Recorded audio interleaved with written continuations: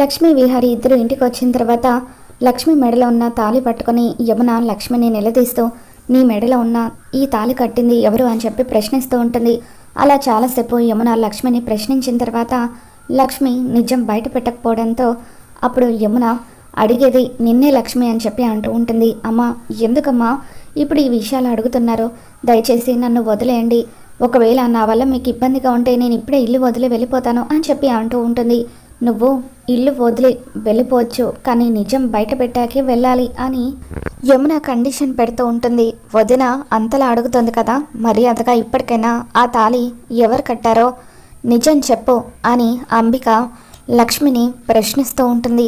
ఇక దాంతో లక్ష్మి ఎంతగానో టెన్షన్ పడిపోతూ ఉంటుంది. నువ్వు ఈరోజు నిజం చెప్పకపోతే నేను చచ్చినంత ఒట్టే అని యమున తన మీద బలవంతంగా ఒట్టు వేయించుకోవడంతో లక్ష్మి ఏమీ చేయలేని పరిస్థితుల్లో ఏడుస్తూ ఉంటే, అమ్మ ఈ ప్రశ్నకి సమాధానం నేను చెప్తాను అని విహారి అంటూ ఉంటాడు. ఇక ఇదంతా చూస్తున్న సహస్ర ఎంతగానో టెన్షన్ పడిపోతూ అయిపోయింది, ఇక ఈ రోజుతో నా జీవితం సర్వనాశనం అయిపోయింది. ఇన్ని రోజులు ఏ నిజమైతే బయటపడకూడదు అనుకున్నానో ఆ నిజం బయటపడిపోతుంది అని చెప్పి సహస్ర అనుకుంటుంది. లక్ష్మి మెడలో ఆ తాళి కట్టింది నేనే అమ్మా. లక్ష్మి నా భార్య. దేవుడి మీద ప్రమాణం చేసి చెప్తున్నాను, వేద మంత్రాల సాక్షిగా తాళి కట్టిన లక్ష్మి నా భార్య, నా అర్ధాంగి. అగ్ని సాక్షిగా నేను తనతో కలిసి 7 అడుగులు నడిచాను అని చెప్పి విహారి యమునకి చెప్తూ ఉంటే యమున ఒక్కసారిగా షాక్ అవుతూ ఉంటుంది. విహారి కాలర్ పట్టుకొని నిలదీస్తూ, ఏంటి విహారి నువ్వు చేసింది? ఇన్ని రోజులు ఈ విషయాన్ని నా దగ్గర ఎందుకు దాచిపెట్టావో? ఇంట్లో అందరం కూడా ఎన్నోసార్లు లక్ష్మిని నీ భర్త ఎవరు అని ప్రశ్నించాము, అప్పుడు కూడా లక్ష్మి నిజాన్ని బయట పెట్టలేదు. పైగా ఈ లక్ష్మిని పెళ్లి చేసుకున్న నువ్వు సహస్ర మెడలో మళ్ళీ ఎందుకు తాళి కట్టావో, దాని జీవితాన్ని ఎందుకు నాశనం చేశావో అని చెప్పి యమున విహారిని నిలదీస్తూ ఉంటుంది. తర్వాత పద్మాక్షి విహారి దగ్గరకు వచ్చి, ఏ విహారి, ఏం మాట్లాడుతున్నావు నువ్వు? ఈ పని మనిషి లక్ష్మి మెడలో నువ్వు తాళి కట్టడం ఏంటి? అయినా లక్ష్మి మెడలో తాళి కట్టిన నువ్వు మళ్ళీ నా కూతురు మెడలో తాళి కట్టి దాని జీవితాన్ని ఎందుకు నాశనం చేశావో చెప్పురా అని పద్మాక్షి విహారిని నిలదీస్తూ ఉంటుంది. ఇక దాంతో విహారి, అత్తయ్య ప్లీజ్, ఆ రోజు నా పరిస్థితుల వల్ల నేను సహస్ర మెడలో తాళి కట్టాల్సి వచ్చింది. ఆ పరిస్థితులు ఏంటో మీ అందరికీ తెలుసు అని చెప్పి విహారి అంటూ ఉంటాడు. దాంతో సహస్ర ఏడుస్తూ ఉంటే, అయిపోయింది, నా జీవితం సర్వనాశనం అయిపోయింది. ఇన్ని రోజులు నేను బావ మీదే నా ప్రాణాలన్నీ కూడా పెట్టుకున్నాను, అటువంటి బావ నన్ను మోసం చేశాడు అని సహస్ర ఏడుస్తూ ఉంటే అప్పుడు పద్మాక్షి, సహస్ర నీకు నేనున్నానే, నేనుండగా నీకు నేను అన్యాయం జరగనివ్వను అని చెప్పి, రే విహారి, ఇప్పుడు నా కూతురికి ఏం న్యాయం చేస్తావో చెప్పు అని పద్మాక్షి విహారిని నిలదీస్తూ ఉంటుంది. ఇక దాంతో విహారి కుప్పకూలి, అందరూ దయచేసి నన్ను క్షమించండి, ఈరోజు కుటుంబంలో ఇటువంటి పరిస్థితి రావడానికి కారణం నేనే అని చెప్పి విహారి అంటూ ఉంటాడు. ఇక దాంతో లక్ష్మి, విహారి గారు మీరు బాధపడకండి, అసలు ఇదంతా జరిగింది నా వల్ల. నేనే కనుక లేకపోతే సహస్రామ్మ గారికి మీకు ఎప్పుడో పెళ్లి జరిగిపోయి ఉండేది, కుటుంబం అంతా కూడా సంతోషంగా ఉండేది అని చెప్పి లక్ష్మి ఏడుస్తూ చెబుతూ ఉంటే, అవునే దరిద్రప్తాన, నువ్వు ఎప్పుడైతే ఈ ఇంట్లో అడుగు పెట్టావో అప్పుడే మా ఇంట్లో సంతోషం అనేదే లేకుండా పోయింది. చూసావు కదా యమున, ఈ దరిద్రపుదాన్ని నువ్వు ఇంటికి తీసుకురావడం వల్ల ఎన్ని అనర్థాలు జరిగిపోయాయో. మొదటి నుండి నేను చెప్తూనే ఉన్నాను, ఇది నా కూతురి సంతోషానికి అడ్డొస్తుందని.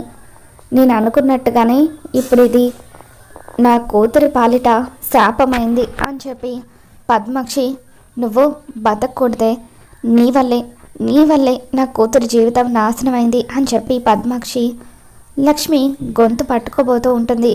ఇక దాంతో విహారి, ఇక చాలు ఆపండత్తయ్య, నా వల్ల సహస్ర జీవితం నాశనం అయిందని మీరు అనుకుంటున్నారు, కానీ అసలు సహస్ర మెడలో నేను కట్టింది తాళే కాదు, వేద మంత్రాల సాక్షిగా నేను తన మెడలో తాళి కట్టలేదు. అయినా సహస్రం మెడలో నేను 2 ముళ్ళు మాత్రమే వేశాను.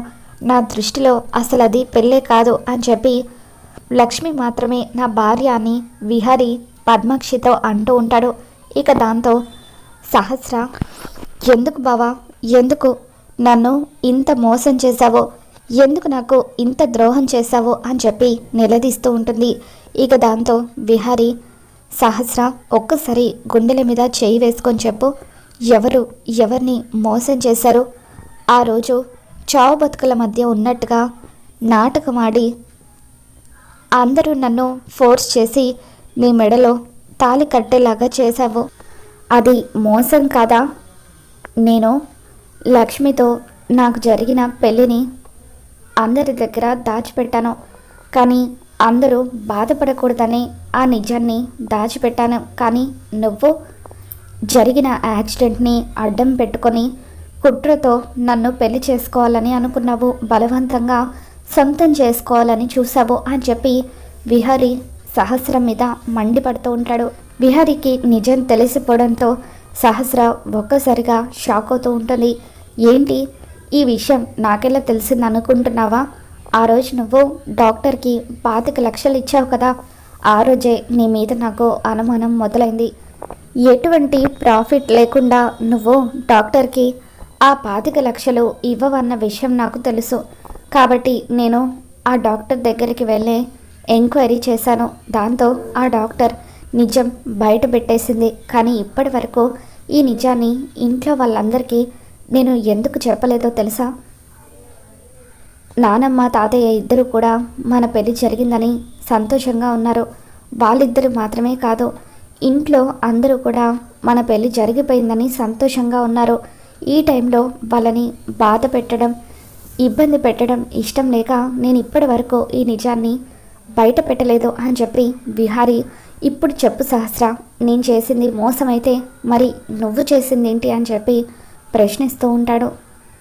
ఇక దాంతో పద్మాక్షి, చూడు విహారి, నా కూతురు అలా చేయాల్సి వచ్చిందంటే అందుకు కారణం దానికి నీ మీదున్న ప్రేమ.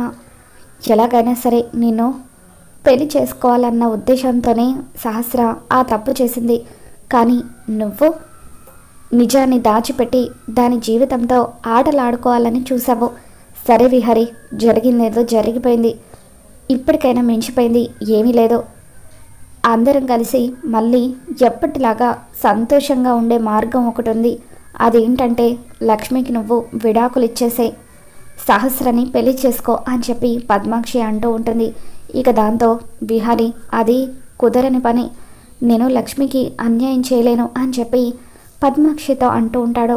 సరే, నువ్వు లక్ష్మికి విడాకులు ఇవ్వలేనప్పుడు నువ్వు కూడా ఈ ఇంట్లో ఉండడానికి వీల్లేదు, మనం కలిసి ఉండలేము అని చెప్పి పద్మాక్షి చెప్పడంతో ఇకప్పుడు విహారి ఆస్తి మొత్తాన్ని కూడా నేను సహస్రకి ఇచ్చేసి ఈరోజే కట్టుబట్టలతో ఇంట్లో నుండి వెళ్ళిపోతున్నాను అని చెప్పి విహారి ఆస్తి మొత్తాన్ని కూడా పద్మాక్షి చేతిలో పెట్టేసి లక్ష్మిని తీసుకొని కట్టుబట్టలతో అక్కడి నుండి వెళ్ళిపోతూ ఉంటాడు.